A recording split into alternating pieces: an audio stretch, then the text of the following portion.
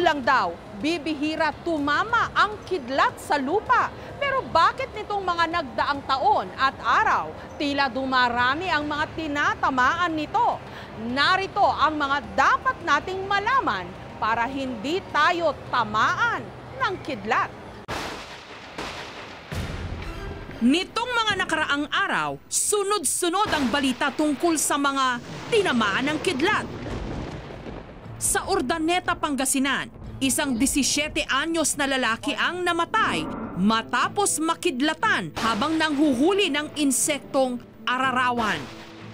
2 bangkay rin ang natagpuan sa Coron sa Palawan na hinihinalang pinuksa rin ng kidlat dahil sa mga paso nila sa katawan.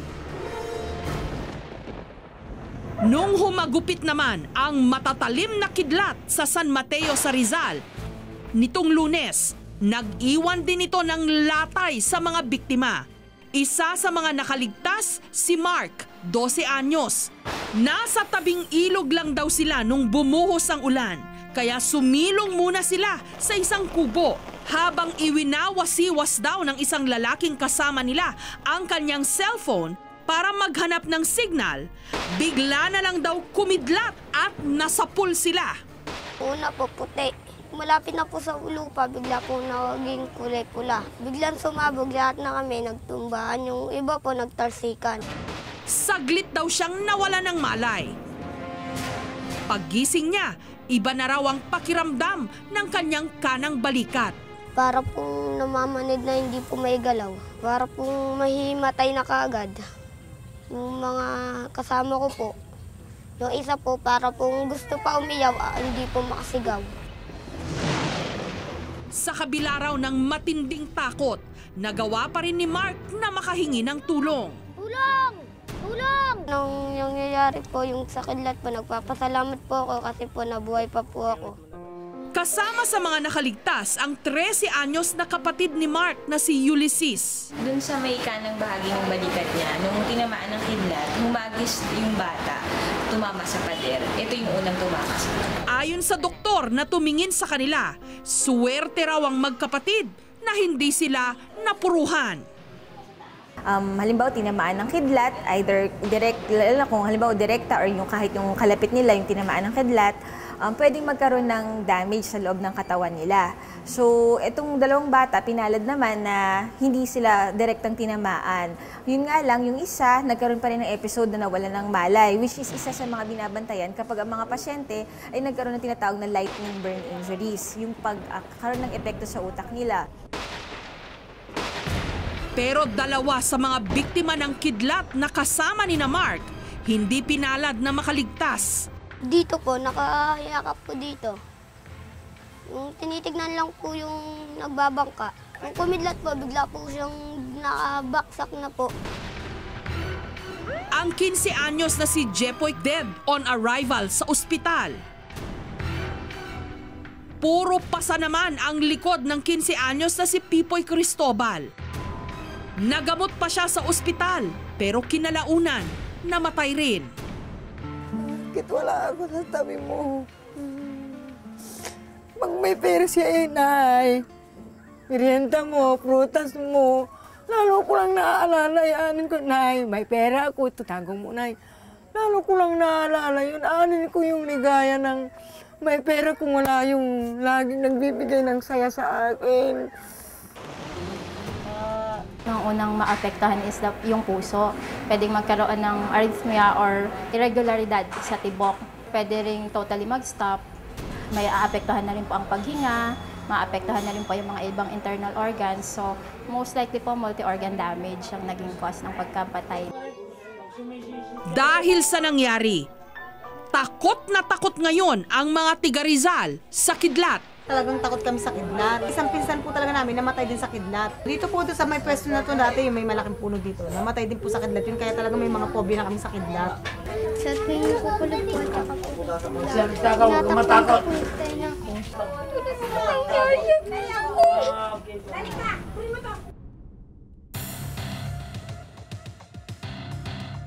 Ang kidlat ay electrical discharge mula sa kalawakan na nabuo dahil sa paglaganap ng cumulonimbus clouds.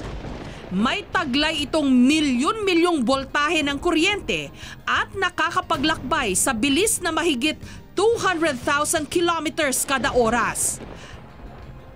Naglalagablab ito sa init na 30,000 degrees Celsius.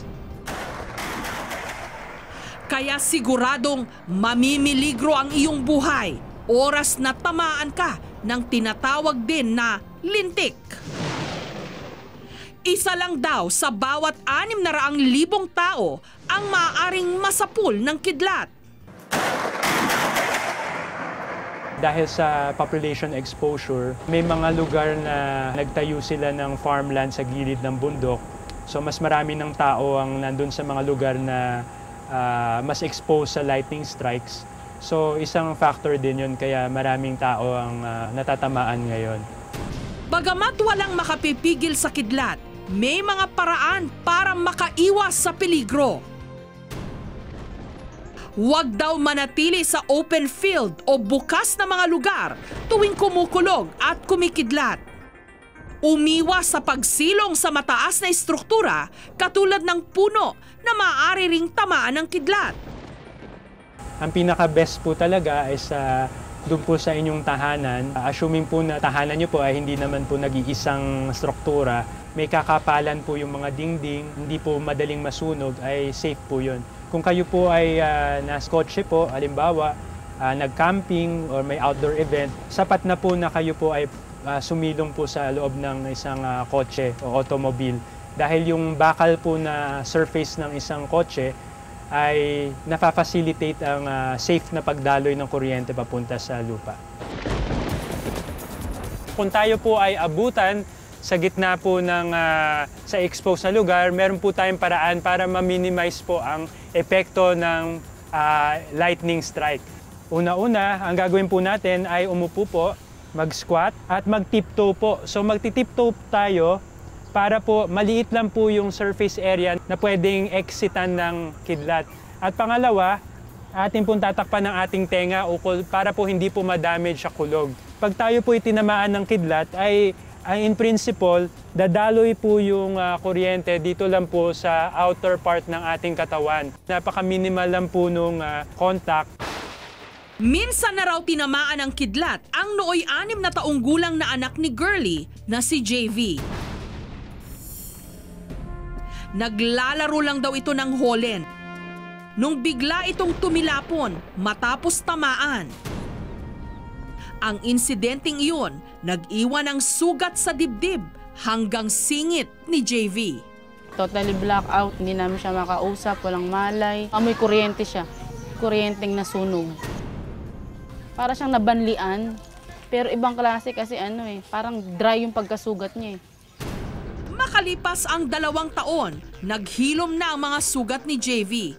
Pero hindi ang kanyang matinding takot sa kidlat. Naalala mo kung gaano kasakit yan dati? Hindi po. Hindi mo na naalala? Naalala mo yung sugat? Opo. Ito po yung damit na suot niya nung natamaan po siya ng kidlat. Nasunog po siya. Nahati po ito sa dibdib niya. Nandito tayo sa may puno na ito. Nakaupo ka doon, tapos naglalala tayo ng Jolin dito. Naapektuhan din daw ang memorya ni JV. Hindi nito maalala ang nangyari. Naging mainitin din daw ang katawan at ulo ni JV. Nahirapan ring magbasa. Face on. He was too lazy to make. Nahirapan na po ng basa ng English. Ang kaya ko lang po kasi basahin yung mga Pilipino. Superficial yung dinaanan, hindi pumasok sa katawan. So, meron namang cases na pagtama ng kidlat, dumaan siya sa dugo. Kasi ang dugo natin, electrolyte din yan. So, it's a conductor of electricity. Yun po, pwede maging fatal yung epekto sa tao. So, marami talagang pwedeng circumstances kung bakit yung iba nagsusurvive, yung iba hindi. Ngayon, sinusuotan si JV ng kanyang mga magulang ng anting-anting na binili nila mula sa kapitbahay nilang manghuhula. Simula naman nung natama siya ng kidlat, wala pa naman nangyari sa kanya aksidente na napahamak siya. Eh, yun ang alam kong gamot, yung Monston na itim. Binibigay sa akin ng badyaw. Pag nahawakan ko siya, dinadasalan ko siya para maging pan-self-defense. Eh, mga panlaban sa sakit, saka sa mga aksidente, saka yung mga barang, kulam, ganun. Saka yung pan-self-defense sa mga apoy, sa kidlat.